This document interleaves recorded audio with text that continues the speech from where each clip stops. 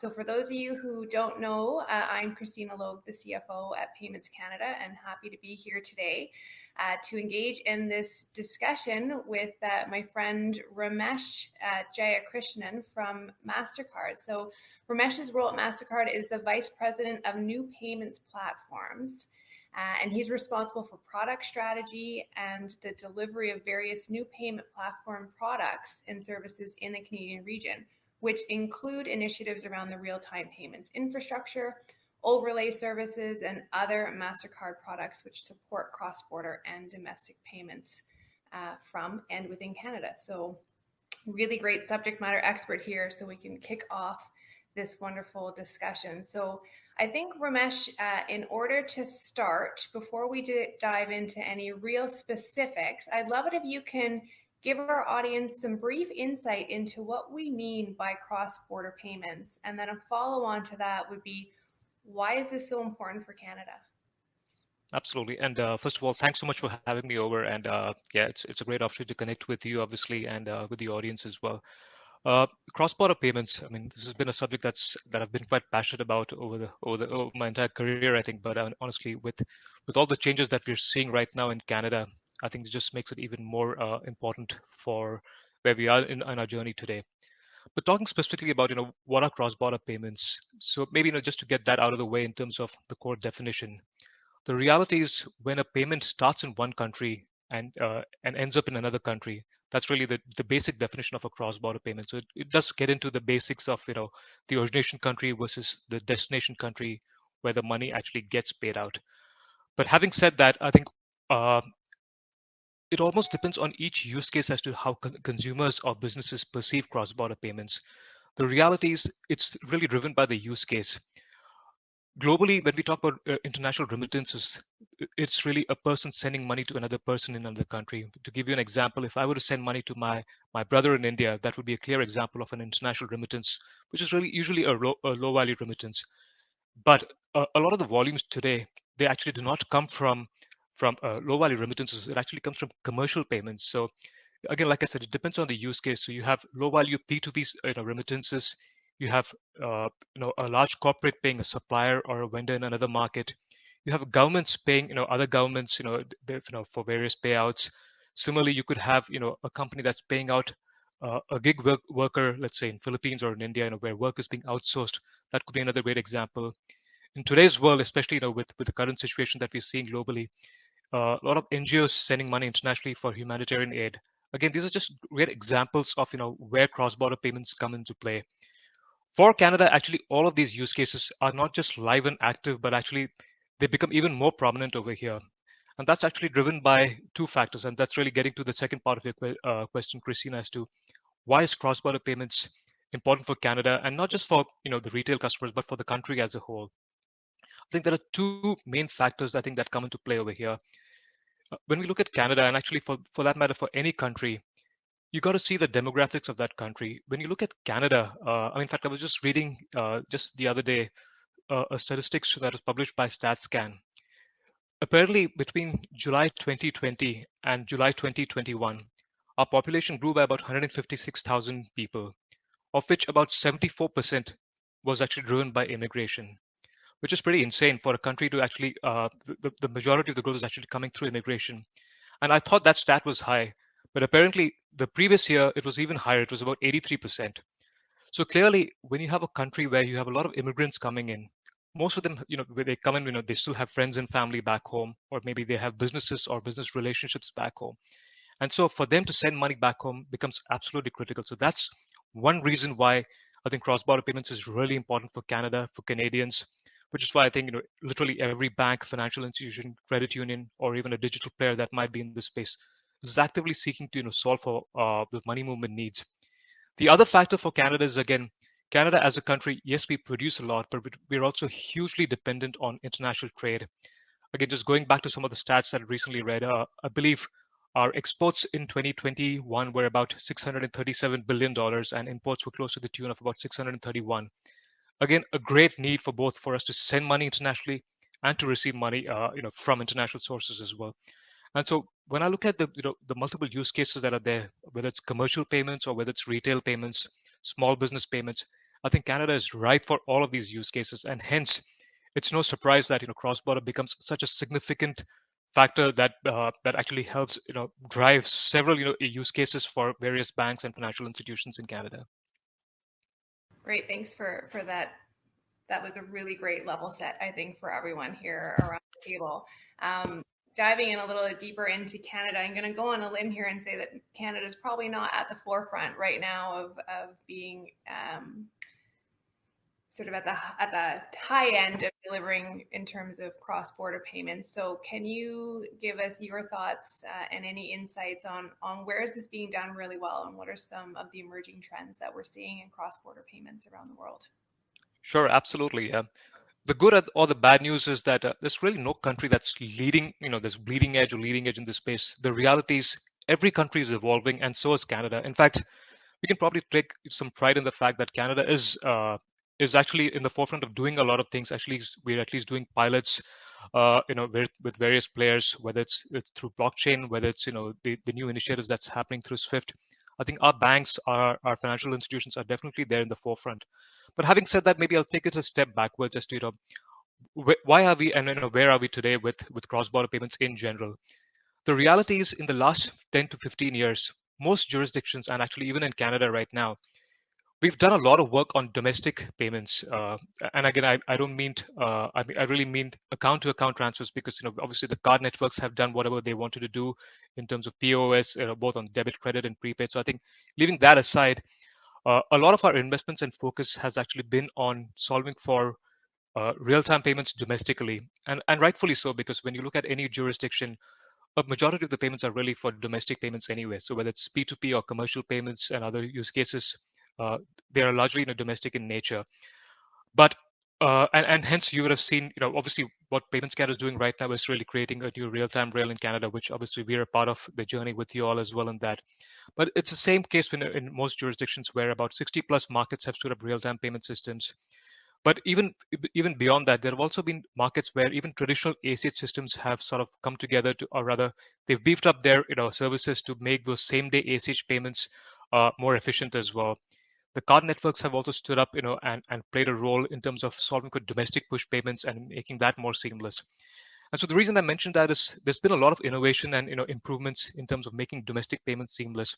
But for cross-border, I think, to your point, it's been an area where everyone is just coming along the journey now of taking that to the next level, and rightfully so, because as a, this is again probably a public stat.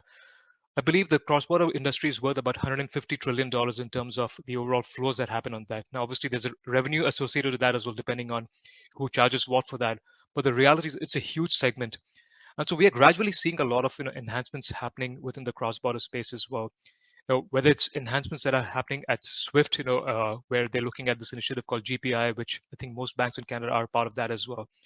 But again, the reality is there's still a lot of work to be done.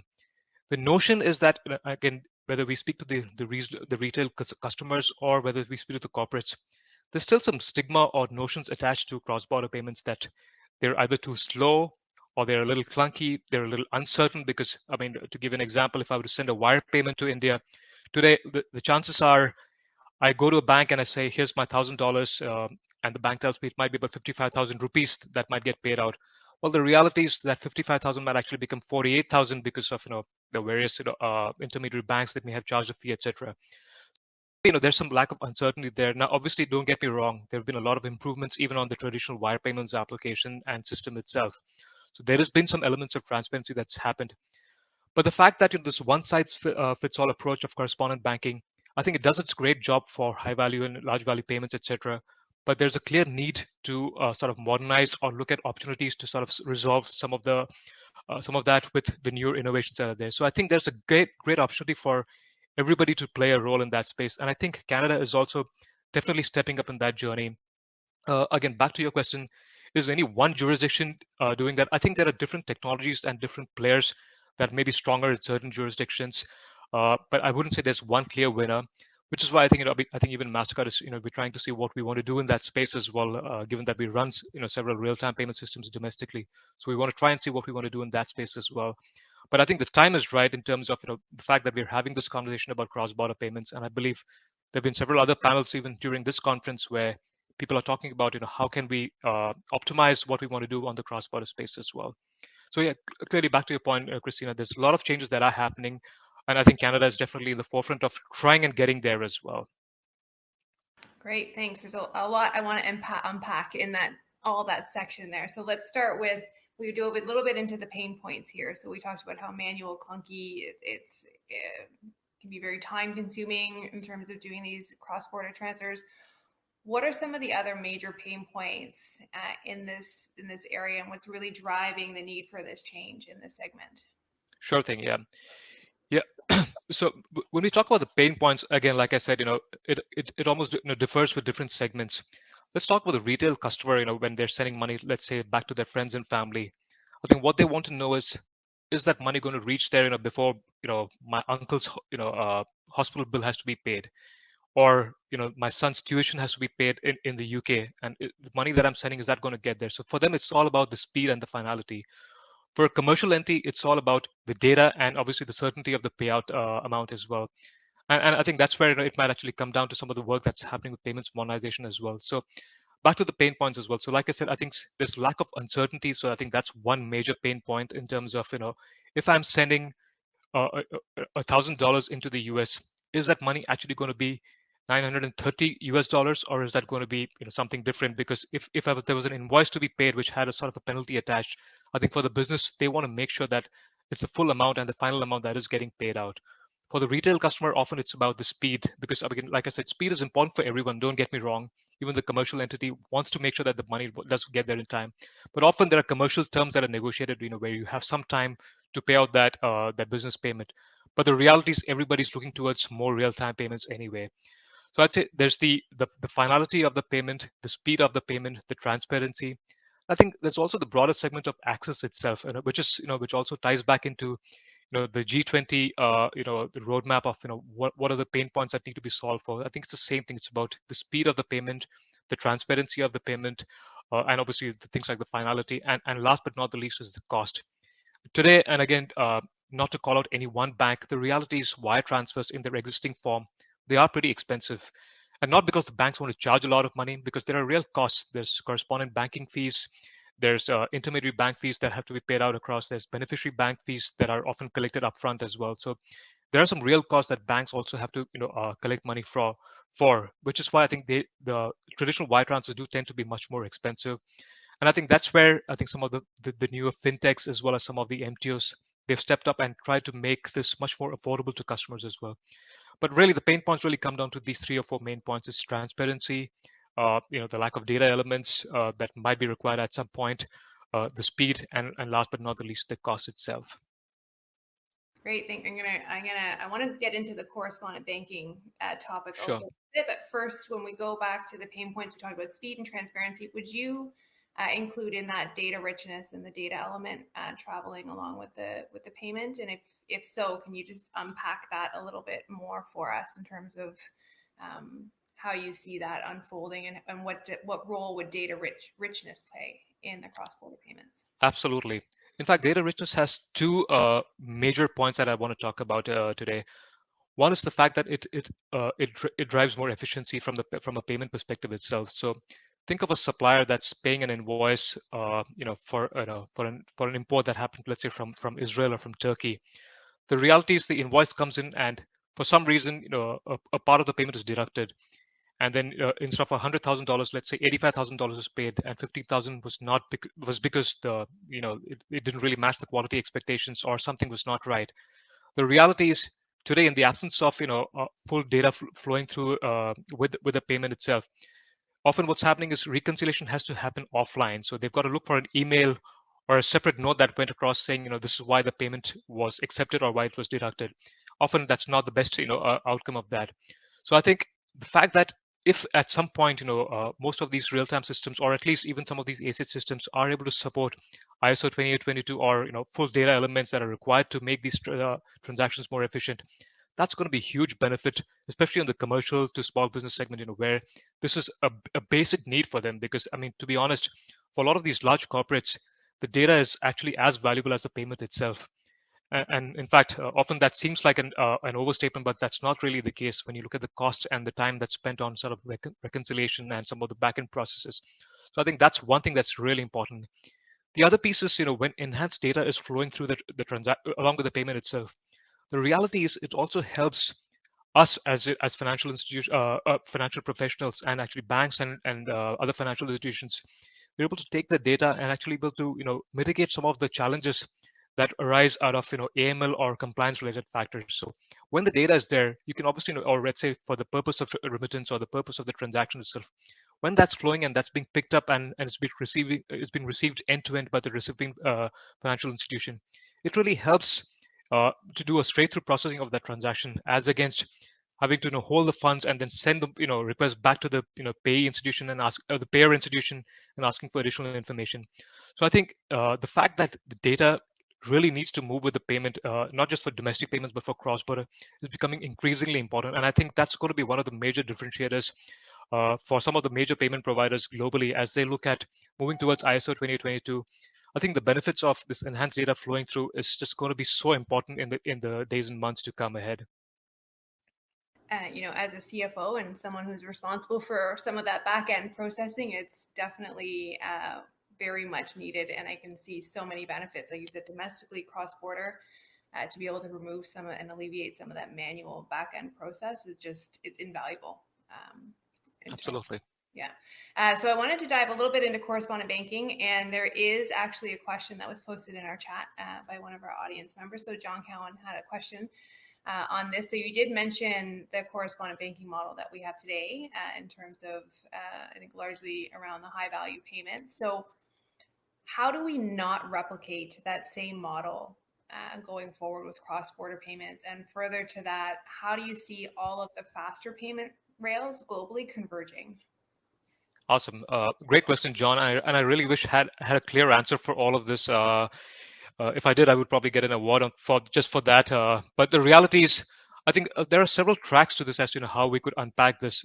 And again, Mastercard, we are actually investing quite deeply on some of those areas as well, and probably some of it which I cannot share. But I'll definitely give you some insights as to what we're thinking, as well as what we've heard from several of our industry colleagues as well. Now, the first point which you've raised is really about how do we not replicate what was done with correspondent banking. I think that's a great question. The reality is there are already some existing models where platforms are being created.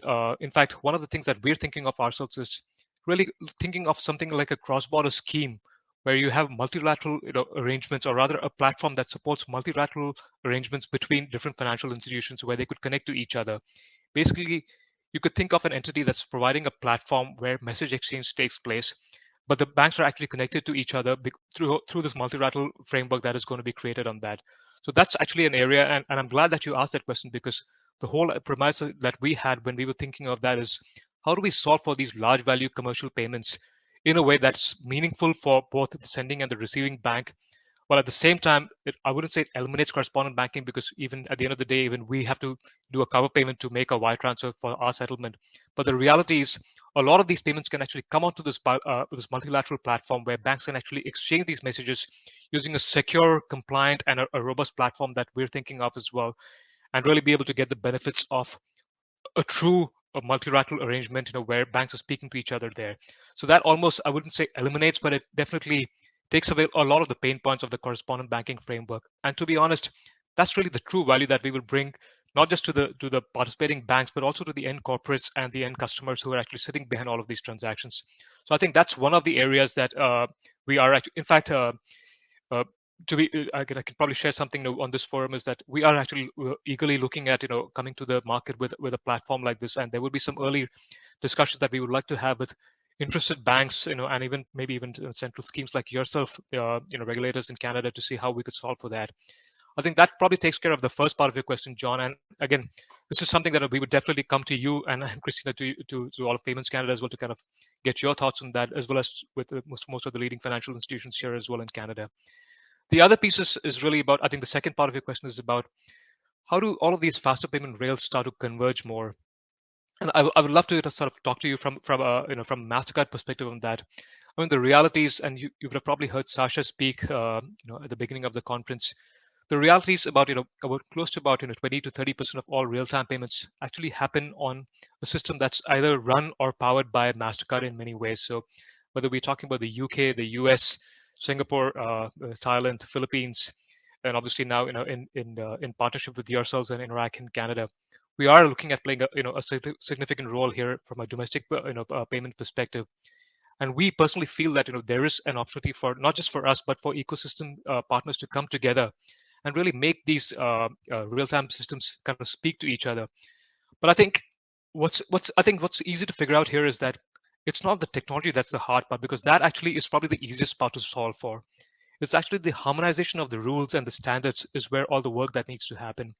The good news is that there's already discussions that are happening between, I'm sure Payments Canada is having similar discussions, but we've heard about the pilots that have happened between the clearinghouse and EBA, and similarly some stuff that happened between NPP and other jurisdictions as well. So I think there's already appetite, and there is some momentum in terms of moving towards that. I think the same thing's also been driven at whether it's the CPMI or the FSP. They're all looking at ways where we can sort of try and solve for some of these pieces over there. I think, like I said, the technology is something that we're quite confident we will solve for. I think it's what we would need is really help with entities like yourselves and your partners, or your counterparts in other markets, to come together. And we're definitely at the forefront of a lot of these conversations, and we'd love to make sure that, again, and I don't think we can do this on our own. And frankly speaking, I think someone wisely said, collaboration is the new innovation going forth. I think today's world, this is probably, it's more true than it ever was. There are things that we could do on our own, but the reality is, the more the merrier in this space, because this is a game all about ubiquity. It's not about Mastercard owning one part of this ecosystem. But at the end of the day, all we want to do is stand up a scheme or a platform which really enables everybody to play a role in that space. So I don't know if John, if that answers your question, but hopefully, like I said, happy to do a deep dive on all of these points at some point, and at the right forum as well. But I think there's some ways, like I said, there's multilateral schemes that are being looked at, rather multilateral relationships on a platform that's being looked at. There's also discussions that we're having with some of the central schemes, and try and at least do it on a bilateral basis to start off with, and eventually make that multilateral as well. But more to come on all of that. But the good news is, like I said, there is appetite from the schemes, rather the central operators, as well as the underlying banks that sit behind them. And we're definitely in the thick of things to make sure that these things can happen in a way that it's consumable and digestible by the financial institutions. And I also had to add one more point, is that we could probably start up something that's really complicated and really expensive. I mean, the fact is it might work, but the reality is there value that we're adding on to banks that are already doing that, or to financial institutions? I mean, if the cost for doing this is humongous, I think it defeats the whole purpose. The reality is, every bank all over the world, they've already spent millions or maybe even hundreds of millions to really connect to a real-time rail. And if you're going to add in a couple of $100 million on making this interoperable from a cross-border perspective, I think that takes the value out of it. The key thing is, how do we make this meaningful with the existing infrastructure, maybe with a few tweaks here and there? I think that's where the challenge and the opportunity lies, and we're really looking forward to step up on that one. Great. Well, I think you're as you're going through this, you're answering a lot of the questions that I had already prepared. So this is great, because we only have a few minutes left in our session. But there was another great question here posted in the chat by Neelish, a project manager at CIBC, who, along the same lines here around, I think, trying to dive into the cost and bringing value. So there are a number of other third-party applications which offer the same, or I may paraphrase, to similar services at a much better cost than traditional banks. So I think the question here is really, how can we leverage that or duplicate that and adopt that for cross-border payments? Absolutely. And I see that question from Nilesh at CIBC. So Nilesh, I think, and maybe this is for everyone else as well, as the reality is, I think a good examination to start off this is, where do the costs lie? I mean, is it the traditional, let's say the banking overheads that's adding to the cost for this, or is it the cost of intermediary fees that we need to recover, or is it just the cost of the additional processes that banks have? And having worked for a bank myself, especially in the cross-border side, there are some real costs that we have to deal with. The reality is, a lot of the new fintech players that are out there, or the third-party service providers, often they run on the systems and the infrastructure that the banks have stood up, and they're able to offer something in a much more sophisticated way. So then the key thing is for us to kind of take back and to examine, where do our costs lie, and what can we do to optimize that? The reality is, I mean, and again, I don't mean to say that this is what is happening here in Canada. The fact is that and I'll just give you a vague example, and this is based on a conversation with one of the recent executives at a bank. They've been charging to say $35 for a wire for the last 20 years, and they take pride in that fact. But the reality is, nobody has taken a look at the fact that does that $35 still make sense in today's world? Now, the reality is many banks in Canada today are actually offering wires, which are done through their online applications at a fraction of that cost. So I think that's one thing to look at is if you're able to optimize this, the origination into self-serve channels, you're obviously taking away cost on that. The other piece is often a lot of our traditional cost is really is driven by the fact that there's a lot of non-straight-through processing that happens. So the fact that there's a 4i approach that takes place, there's additional enhanced due diligence that needs to take place because a lot of the information that was collected upfront for the transaction was not clean enough. But with some of the newer players, you wouldn't see that because I mean their APIs or rather their user experience is such that they're collecting all the information that's required upfront, which basically means the cost of the chance of a rejection of a transaction for any reason is almost minimized or eliminated, which again basically means that they do not have to incur some of these non-straight-through process-related costs, and that's how they're able to drive the efficiency. I think last but not the least, I think we also see a lot of transactions flowing through some of the newer players out there is also driven by the fact that they have a very slick user experience. And I think that's probably an area that I think I already see some banks in Canada doing that as well. So I think that's probably an area where I would say is we take a look at that and try and see how can we optimize the overall experience. So I'd say cost is just one factor that, where we see, there's some disintermediation there. But the reality is there are other factors as well that which probably need to be looked at as well. But I totally acknowledge cost is something that needs to be looked at. And I think this is where, when we talk about multilateral arrangements between banks in different jurisdictions, if that can be done, let's say on a platform that at some point maybe we might want to offer, I think that could be a great opportunity where the multiple intermediary costs are taken away, where you definitely know what the endpoint costs are, and then you're able to factor that and make the upfront cost much more reasonable there. Thank you for that. We've been given a few extra minutes here, so I'm not going to have to end us right or cut us off here, but I wanted to give you a chance, Ramesh. We talked a lot about the pain points and some of the challenges we're seeing with cross-border payments. I would like for you to give us your perspective on some of the biggest opportunities, and then I'd love to hear how Mastercard is responding to some of these opportunities. Absolutely. Yeah. The good thing is that, I mean, like I said, just like we today are sitting on this conference and we talk about cross-border payments, there's also, I mean, literally there's every bank and every regulator talking about this. There's also central bodies, whether it's the Financial Stability Board or whether it's the Committee for Payment Market Infrastructure, the CPMI. They're all talking about how can they take the existing situation of what cross-border payments is facing and be able to, number one, optimize that, add efficiency, and make this more relevant and user-friendly for customers. So, like I said, there's a lot of work that's happening globally to drive towards that. I think the World Bank itself, especially, there was a move that the World Bank had where they were trying to make sure that at no point would costs of, doing an international remittance transaction exceed more than 5%. So I think that was a goal that was set out, several years ago. So when we look at, I wouldn't say the pressures, but some of the thrust that we've been seeing across the world, there is a momentum, where everybody is trying to partner on that as well. I mean, just seeing the participation on the call itself, but also the fact that there are multiple sessions, I do see that there's a lot of work that's happening over there. I mean, like I said, at the end of the day, there are 3 or 4 major objectives that everybody's trying to solve for. I think the cost is probably the easiest factor, where you, like I said in the previous question, let's take a look at where those costs are. But I think the other piece would be access. I mean, there are certain markets today where you really cannot reach them with a bank account. I mean, a great example would be there are still parts of Africa where, and I think there's a great example where even Mastercard plays a role over there. I mean, most of you would have heard of M-Pesa in Africa, which is really powered by Safaricom there. A lot of people actually transact over there domestically using their M-Pesa wallets for their day-to-day living. And so we've actually made it, along with our Mastercard cross-border services, we can actually reach these wallets in those markets as well. So I think access is a great point, which I think we need to consider as, it's not just about which country, but also the channels that can be, paid out to. So I'd say cost, the access, the transparency is a great opportunity. So if there are, I mean, I think a great example that Swift has done is, with Swift GPI, which is their global payments innovation initiative that they've launched. They're doing a lot of work in terms of, building on transparency. And I think all of us are learning from that, and we all realize that our payments need to be more transparent as well, and we're all moving towards that as well. So I think there's some work already happening on that. And the good thing is, like I said, all the banks are definitely participating on that as well.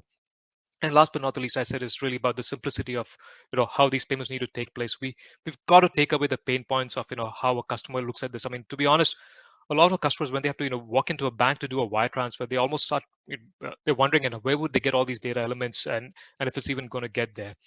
But back to your question about so what is Mastercard doing about this? I mean, the reality is this has become a significant body of work within the world of Mastercard. In fact, I look after this thing called new payment platforms, which really has things around payments modernization, and there's a lot of work that we're doing on cross-border payments.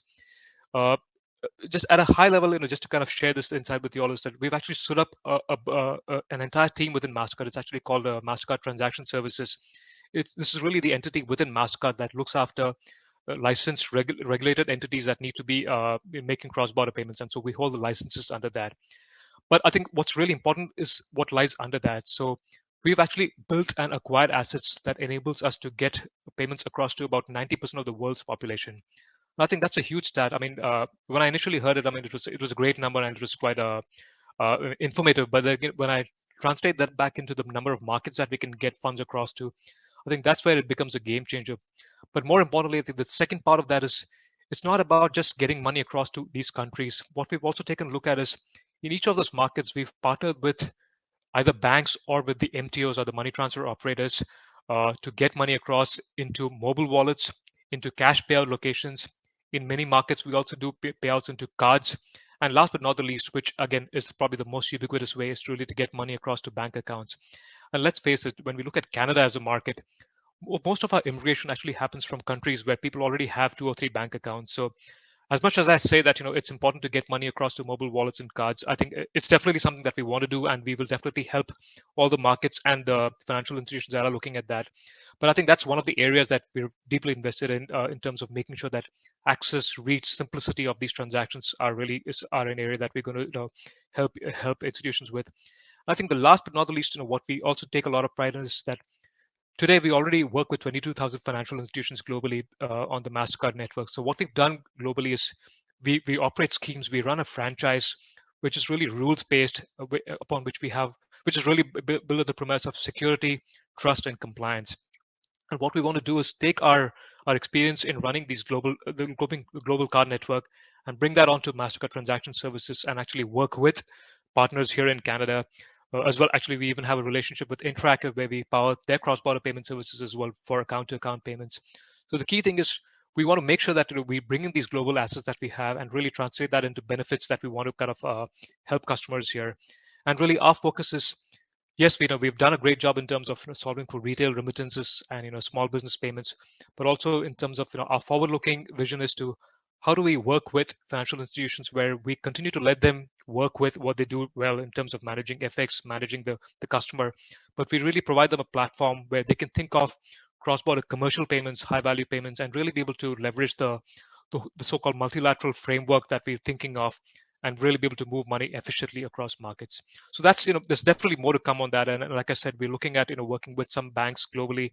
And we will be looking to some partners here in Canada as well, and who might want to participate on a framework like this. And definitely, Kristina, we'd probably come to you as well from a central scheme perspective to see how we could partner with you all to try and see how we can add value at the central scheme level as well. Great. Thank you, Ramesh. Thank you. I don't see any other questions. So I just wanted to thank you for your time today and sharing all of your insights and your thoughts on this topic that's, I think, very top of mind around the globe now, as it seems like most jurisdictions have shifted from they've done their investment in their domestic and their real-time payments, and now everyone's shifting their focus to these cross-border payments and how do we optimize this around the globe. And I think a key takeaway for me today was really talking about partnership and collaboration. And I look forward to seeing how this progresses and to continuing our dialogue with you on this topic. So thank you for joining. And thank you to all our audience who managed to come back for day 2 of this session. And I hope you enjoy the rest of the Summit series taking place today and tomorrow. Thank you, everyone. Likewise. Thank you so much. Yeah, really enjoyed the conversation as well. Thanks, everyone. Thank you.